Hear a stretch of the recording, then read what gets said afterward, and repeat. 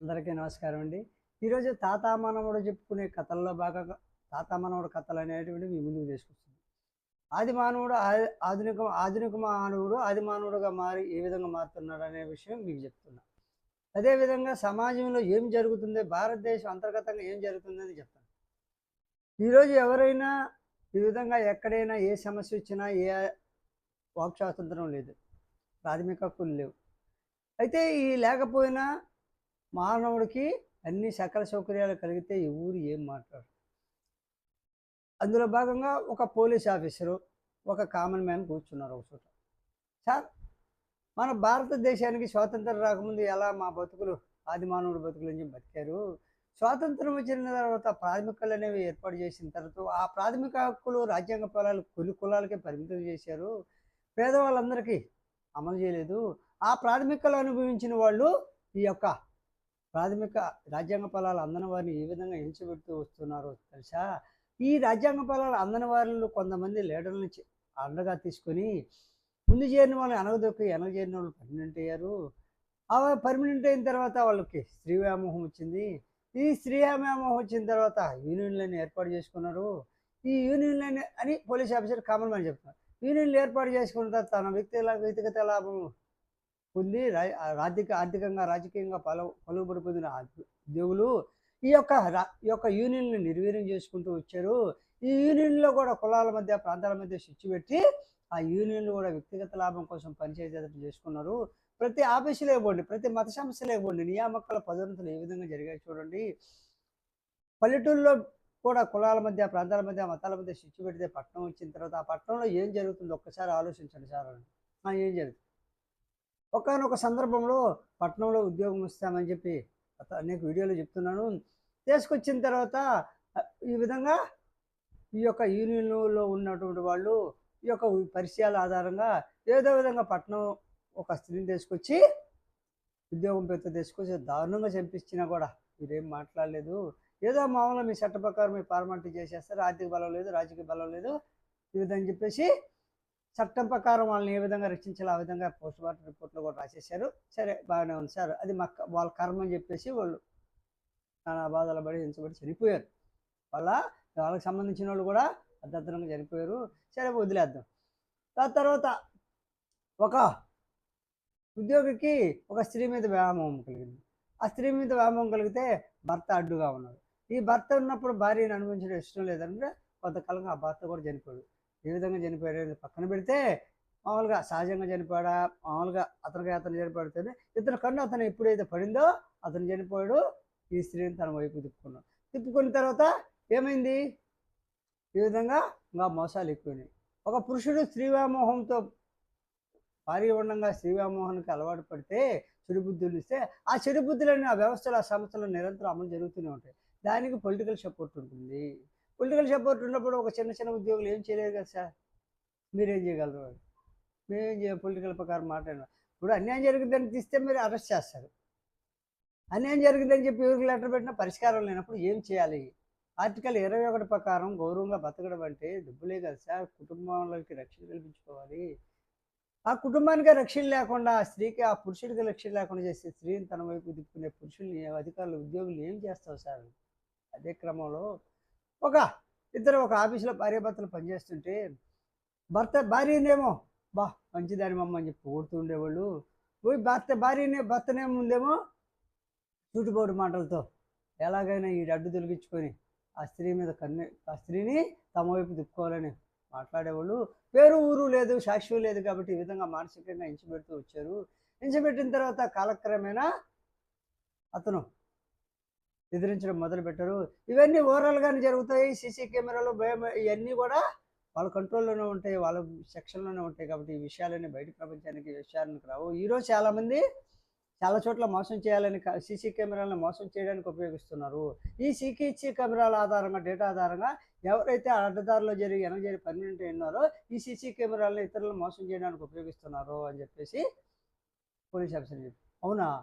అవును సార్, ఈ సీసీ కెమెరాలు బయోమెట్రిక్ ఇవన్నీ కూడా ఎవరైతే పర్మనెంట్ కాబోయారో, ఎవరైతే వెనక చేరి బెనిఫిట్స్ ఎక్కువ పొందుతున్నారో వాళ్ళు పొందుతున్న కుట్రలో భాగంగా ఈ సీసీ కెమెరాల బయోమెట్రిక్ డేటా సార్. దీనికి పొలిటికల్ సపోర్ట్ ఇస్తున్నప్పుడు మనం ఏమి చేయలేము. కామన్ మ్యాన్ అందరం మన బిడ్డలనేటువంటి భావం ఈ ప్రతి నాయకుడికి రావాలి. ఈ మోసం చేసే వాళ్ళకి సపోర్ట్ చేసి, వెనక చేరిన వాళ్ళకి పర్మనెంట్ చేసుకొని, తన మనుషులకు పర్మనెంట్ చేసి ప్రమోషన్‌లు ఇచ్చుకుంటూ ఉద్యోగ వ్యవస్థలో ఈ విధంగా స్త్రీలను ఈ విధంగా చేసిన తర్వాత అనేక సార్లు భార్యాభర్తల మధ్య చిచ్చు పెట్టే విధంగా చేసి భార్యాభర్తలను కూడా విడదీశారు కొన్ని సందర్భం ఒక చోట. నిరసన తెలియజేస్తే వాడిని పిచ్చోడు అంటారు. ధర్నాలు చేస్తే అతనికి ఏం తెలియదు అంటారు. ఏ పొలిటికల్ లీడర్ గానే అసలు ఏం జరిగింది అనేటువంటి ఊహాగానం కూడా భారతదేశంలో లేనటువంటి మినిమం జ్ఞానం కూడా లేదు. ఒక వ్యక్తి పదే పదే అన్యాయాలు ప్రశ్నిస్తుంటే ఆర్థికంగా దోపిడీ ఏ విధంగా చేస్తున్నారని అర్థం చేసుకోవాలి. ఒక వ్యక్తి పనిచేసి ఆ పనికి నిధులు ఇవ్వకుండా పని చేయండి లేకపోతే వెళ్ళిపోండి అని చెప్పేసి వాళ్ళ మనుషులకు ఉద్యోగాలు చేసుకొని పర్మిట్ చేశారు. బ్యాన్ పీరియడ్‌లో మామూలుగా అన్యాయం జరిగిన వ్యక్తి ప్రశ్నించినప్పుడు బ్యాన్ పీరియడ్ అని చెప్పేసి మీరు ఫైల్ క్లోజ్ చేశారు. పోలీస్ ఆఫీసర్‌కి చెప్పారు. అదేవిధంగా ఆ బ్రదర్ ఎవరైతే అన్యాయాలు చేశారో, ఏ విధంగా మోసం చేశారో వాళ్ళు చెప్పినట్టు వాళ్ళకి బ్యాన్ పీరియడ్‌లో ఎలా పర్మనెంట్ అయింది, ఎలా ప్రమోషన్‌లు ఇచ్చారు. ప్రతి అంశాన్ని క్షుణ్ణంగా అధ్యయనం చేయకుండా ఈరోజు భారతదేశంలో జరుగుతున్న సంఘటనల ఆధారంగా తర్వాత ఏమవుతుంది? ఈరోజు ఆక్రమిత కాశ్మీర్ లాగా ఈరోజు ఇతరుల మతాలు అధికారం చేపడితే అధికారం అడ్డం పెట్టుకున్న మత మార్పులు చేస్తే మీరు ఏం చేయలేకపోయారు? అధికారం చెప్పిన మీరున్నారంటారు. అట్లా భారతదేశం కూడా ఇతర మతాలకు చేతులు లేకపోతే ఈ యొక్క హిందువులందరినీ ఇతర మతాలకి మార్చేస్తారు. ఇప్పటికే జరిగిపోతుంది సార్ ఈ విధంగా. ఉద్యోగాల పేరుతో రైతువారి పట్టా ఇచ్చినప్పుడు ఒక చోట పట్టా ఇచ్చారు, ఇంకో చోట ఆ పట్టా చెల్లదని చెప్పేసి 2 రకాల జీవోలు అమలు చేశారు. 2051లో రైతులకు రైతువారి పట్టా ఇచ్చిన తర్వాత అదే రైతువారి పట్టా ప్రకారం కొందరికి పట్టాలు ఇచ్చారు. ఆ పట్టాల ఆధారంగా అన్ని నిధులు అన్ని సౌకర్యాలు వస్తున్నాయి. అదేవిధంగా పలుకుబడి లేని వాళ్ళకి ఆ రైతువారి పట్టాలు రద్దు చేసినట్టు మళ్ళీ ఒక జీవో వచ్చింది.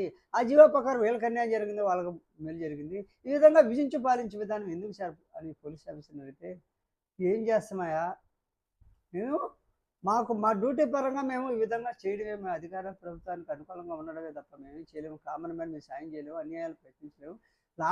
ఇప్పుడు మేము ఇప్పుడు ఏదైనా అధికార పక్షం ముందుకి విమర్శిస్తూ ప్రతిపక్షం కానీ ధర్నాలు చేస్తే మీరు అరెస్ట్ చేయాలి. ఒక ఉద్యోగి కానీ ఒక కామన్ కానీ తనకు అన్యాయం జరిగిందని నిరసన తెలియజేసే హక్కు కూడా భారత రాజ్యంలో ఉన్నప్పటికీ మీరు ఈ విధంగా అరెస్ట్ చేస్తున్నారు కదా. ముందు న్యాయం జరిపించాలి కదా. న్యాయం చేస్తామని చెప్పేసి పోయిన తర్వాత చేయనప్పుడు వాళ్ళ మీద చర్య ఎందుకు తీసుకోలేదు?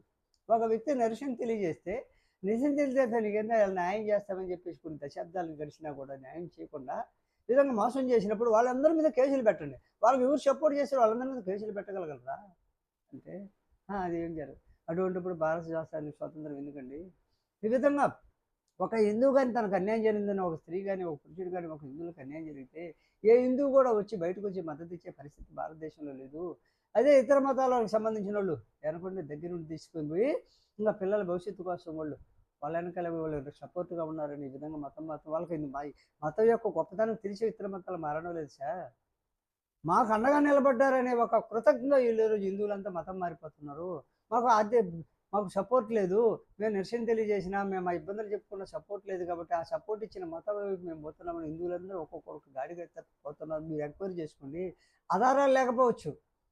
ఇతర మతాల నుంచి ఉద్యోగాల్లో చేరిన వాళ్ళు కూడా హిందూ మతాన్ని దెబ్బతీసుకుంటూ వస్తున్నారు. మామూలుగా ఈ విభజించి పాలించే విధానం ఆధారంగా బ్యాన్ పీరియడ్లో కొందరికి అన్యాయాన్ని ప్రశ్నించే పర్మనెంట్ లేదు, ప్రమోషన్ లేదు అంటున్నారు. ప్రశ్నించిన తర్వాత సమస్యని ఈ విధంగా ప్రశ్నించిన తర్వాత న్యాయం ఎందుకు చేయలేదు? ఫస్ట్ టైం నిరసన తెలియజేసినప్పుడుగా న్యాయం చేసింటే ఈ సమస్యలన్నీ రావు కదా. రోజులు గడిచిన తర్వాత లోపాలన్నీ గుర్తించి ఆర్థికంగా దెబ్బతీసి ఈ విధంగా చేసిన తర్వాత ఏదో ఒక రిపోర్ట్ తప్పుడు రిపోర్ట్ వెళ్ళిపోతుంది. మన దగ్గర ఇంటెలిజెన్స్ రిపోర్ట్ ఉంది. ఈ రిపోర్ట్ల ఆధారంగా ఎక్కడ ఎవరు ధర్మపౌరులు ఎవరు అధర్మపౌరులు తెలిసిపోద్ది కదా. ఈరోజు ప్రతి వ్యవస్థని విచారణ సమస్యను నుంచి కింద దాకా అందరిని వాడుకొని హిందూ మతాన్ని దెబ్బతీస్తున్నారు. ఓవరాల్గా హిందూ మతాన్ని గౌరవించి హిందూ మతాన్ని సపోర్ట్ చేసే వాళ్ళని వదిలిపెట్టలేక మతం మారి వెళ్ళిపోతున్నారు. ఎందుకు మారుతున్నారు తెలుసా? ఒక స్త్రీ తప్పు చేసిందంటే తన పిల్లలకు అన్నం పెట్టడానికి ఒక హిందువు ఇతర మతాలు అయిపోతున్నారు. మతం యొక్క గొప్పతనం తెలుసు కదా సార్. వాళ్ళకి అండగా ఉన్న వ్యక్తులు ఉండడం వల్ల వాళ్ళని ఆశ్రయించి మతం మారిపోతున్నారు. ఇవన్నీ గమనించకుండా మీరు ఈ విధంగా ల్యాండ్ ఆర్డర్ అంటున్నారు. అసలు ఏం జరుగుతుంది? ప్రతి ఆఫీసులో ఏం జరుగుతుంది? నియామకాల పద్ధతులు ఈ విధంగా జరుగుతున్నాయి. ప్రమోషన్లు ఏ విధంగా ఇస్తున్నారు? ఈ విధంగా నిధులు ఏ విధంగా జరుగుతుంది? స్త్రీ పురుషులు పనిచేసే చోట వేషవృత్తికి ఎవరు అలంపడుతున్నారు, యూనియన్లు తమ వ్యక్తిగత లాభానికి ఎవరు వాడుతున్నారు, అటువంటి వ్యక్తిగత లాభానికి యూనియన్లు వాడుకొని పైకి వచ్చి వాటిని నిర్వీర్యం చేసినప్పుడు వాళ్ళు ఈ విధంగా కుట్రలు పన్నడానికి వచ్చినట్టే కదా ఉద్యోగాలకి. ఇవన్నీ గమనించకుండా ఒక ప్రాంతం నుంచి ఇంకో ప్రాంతం వాళ్ళు వచ్చి బలం పుంజుకొని ఇంకో ప్రాంతం వాళ్ళు టార్గెట్ చేసి హింస పెడుతున్నప్పుడు, ఈ పొలిటికల్ వ్యవస్థ కూడా ఎవరికి బలం ఉంటే వాళ్ళకి సపోర్ట్ చేస్తున్నప్పుడు ఏం చేయగలవు? కులం అనేది లేకుండా, మతం అనేది కులాల మధ్య, ప్రాంతాల మధ్య, తెగల మధ్య, కులాల మధ్య ఈ విధంగా రాజకీయాల మధ్య గొడవలు పెట్టేసి లాభపడేటువంటి ఆఫీసర్లు పొలిటికలే బలం పొగడుతున్నారు. వాళ్ళు చేసినప్పుడు చీకటి సామ్రాజ్యం మీరు విచారించగలరా? ఏ గవర్నమెంట్ అధికారంలోకి వచ్చినా ఈ వాళ్ళకి మోసం చేసే వాళ్ళకి సపోర్ట్ చేస్తున్నప్పుడు కామన్ మ్యాన్ వీధిలోకి వచ్చి నిరసన తెలియజేసినా కూడా ఈరోజు ఆర్టికల్ 17 అనేటువంటిది అన్ని కులాలకు వచ్చేసి కొన్ని కులాలకు పరిమితం చేశారు. ఆర్టికల్ 21 అనేటువంటిది 14, 15, 21 అనేది కూడా పలుకుబడినాలుగా అమలు చేస్తున్నారు. ప్రతి ఆఫీసులో ఇవ్వండి, ప్రతి అన్యాయం జరిగిన వ్యక్తి ఇవ్వండి, ప్రతి గతంలో నిరసన తెలియజేసిన వ్యక్తుల దగ్గర ఇవ్వండి. ఏం జరుగుతుంది? వెనక చేరిన వాళ్ళని ఈ విధంగా సీక్రెట్గా పర్మనెంట్ చేసి మోసం చేసి, మిగిలిన వాళ్ళని మోసం చేసి ఈ విధంగా రోజు రోజుకి హిందువుల్ని మోసం చేసుకుంటూ పోతున్నారు. హిందువుల్ని హింసపెడుతున్నారు. దీని వెనకాల ఏమైనా కారణం ఉందా? వీళ్ళు మాత్రం హిందువులు ఇతర మోసం చేసి ఇతర మతాలకు పోవడానికి కొట్టుకుంటున్నారు సార్. హిందూ సంస్థలకు చూడండి, హిందువులు ఎక్కువ చోటు చూడండి, వాళ్ళకి జరిగే అన్యాయం చూడండి. స్త్రీని ఆధారంగా చేసుకొని స్త్రీ మీద పురుషుడి ముందు బురద జల్లి ఈ విధంగా ప్రతి పురుషుడిని హింసకు గురి చేస్తున్నారు. ప్రతి స్త్రీ కూడా ఈరోజు ఎందుకు మామూలుగా ఎందుకు గొడవ అని చెప్పేసి అనుకుంటుంది. ఇతను నిజం భార్యకి చెప్పలేడు ఏం జరిగింది. భార్యకి ఆ విధంగా చెప్పుకోలేక భార్యాభర్తల జంటలు విడిపోతున్న సందర్భం చూడొచ్చారు. ఉద్యోగులు కూడా నిజం తెలుసుకోలేక విడిపోయారు. ఈ విధంగా విడిపోయిన క్రమంలో పురుషులు ఏమవుతారో చూడండి అని చెప్పి పోలీస్ ఆఫీసర్ చెప్తే, ఇంత జరుగుతుందా భారత సమాజంలో? ఇంకా ఏంటి సార్ మీకు తెలియని ఏముంది? గతంలో జరిగినవన్నీ చూసారు. ఇతర మతాల వాళ్ళు హిందువులు ఏం చేసినా కూడా మీరు మామూలు పట్టించుకోరు. అదే అయితే ఒక్క తక్కువ ఉన్న ఇతర మతాల వాళ్ళకి హిందువులు పోతే వెంటనే చర్య తీసుకుంటాను. దీని వెనకాల ఏం జరుగుతుందో ఒక్కసారి పరిశీలించండి. ప్రతి ఒక్కరు సమాన్యాయం జరిగేటువంటి విధంగా భారత రాజ్యాంగం అందరికీ వర్తించే విధంగా రాజకీయ ప్రయోజనాల కోసం రాజ్యాంగ ఫలాలు కొందరికి కొందరు ఇవ్వకుండా కాదు, పేదవాళ్ళందరికీ రాజ్యాంగ ఫలాలు అందే విధంగా చర్య తీసుకోండి. అప్పుడు మీరు మీ యొక్క అన్ని లాని ఉపయోగించండి అని చెప్పేసి కామన్ మ్యాన్ పోలీస్ ఆఫీసర్ చెప్తే, పోలీస్ ఆఫీసర్ అంటాడు ఏం చేద్దాంనైనా నేను కూడా ఓసీనే, కానీ ఓసీలకి అన్యాయం చేయాల్సి వస్తుంది. రిజర్వేషన్ జోలికి పోయేదానికి లేదు, ఇతర మతానికి జోలికి పోయేదానికి లేదు. నేను ఓసీలకి అన్యాయం నా కళ ముందు తెలియదు, నేను ఏం చేయలేని నిశాస్థితిలో ఉన్నానని చెప్పేసి ఆ పోలీస్ ఆఫీసర్ చెప్తే ఇద్దరు సరే సార్ కాలమే పరిష్కారం చెప్పద్ది. భక్త ప్రహ్లాదుని రాజ్యం అంతా ఏకమై ఏ విధంగా చేశారో అన్యాయం జరిగిన వ్యక్తిని అందరూ ఏకమై అదేవిధంగా భారత సమాజంలో ఎరుతు చూపిస్తున్నారే కానీ న్యాయం చేయడం లేదు. ఈ క్రమంలోనే ఈ హిందువులంతా ఇతర మతాలకు వెళ్ళిపోతున్నారు. కొందరు బలవంతంగా లాక్కోబోతున్నారు భయపెట్టి, కొందరు మంచితనంతో సపోర్ట్ చేసినట్లు లాక్కోబోతున్నారు. ఇంకా కాలమే పరిష్కారం చెప్పాలి అని చెప్పేసి తాత మనవడికి చెప్తే, ఈ విధంగా పోలీస్ ఆఫీసర్ కావాలని జరిగిన సంగతి మనవడికి చెప్తే మనవడు అంటాడు, తాత ఇంత జరుగుతుంటే నువ్వు ఎంత ఓర్చుకున్నావు తాత అన్నట్ట. తప్పదనైనా ముందు నిర్భరం చేసుకున్నాను, నిజాలు ప్రపంచానికి తెలియాలి, ఎవరు చెప్పలేనిటువంటి వాటిని నేను వీడియో రూపంలో శబ్దం కంకణం కట్టుకున్నాను ఆయన అని చెప్పేసి తాత మనవడు చెప్పి, శబాస్ తాత వాస్తవాలనే చెప్దాం, ఇంకా చట్టం పనిచేయదు, రాజ్యాంగం గుర్తించదు, రూల్స్ గుర్తించవు. ఏ ఆఫీసులో కూడా ఎవరు దౌర్జన్యం చేసిన వాళ్ళు పర్మనెంట్, దౌర్జన్యం చేస్తే ప్రమోషన్, దౌర్జన్యం చేస్తే జీతాల పెరుగుదల, బానిసలుగా బతకాలి, షేపులుగా బతకాలి, అటెండర్లు బతకాలి, వాచ్మెన్లు బతకాలి, బలం లేని వాళ్ళు అటెండర్లుగా చేరాలి, విద్యార్థులు ఉన్నా బలం ఉన్న వాళ్ళు ఫెయిల్ అయినా కూడా ఆఫీసులు పోస్ట్ తీసుకుంటారు. ఈ విధంగా జరుగుతున్నప్పుడు ఏం చేస్తామని అయినా కాలమే పరిష్కారం చెప్పండి అని చెప్పేసి తాత మనవడు చెప్తే, మనవడు కూడా సరే చూస్తా నేను కూడా బాగా చదువుకుని నా వంతు ప్రయత్నం చేస్తాను సమాజాన్ని మార్చేదానికి అని చెప్పి అంటాడు.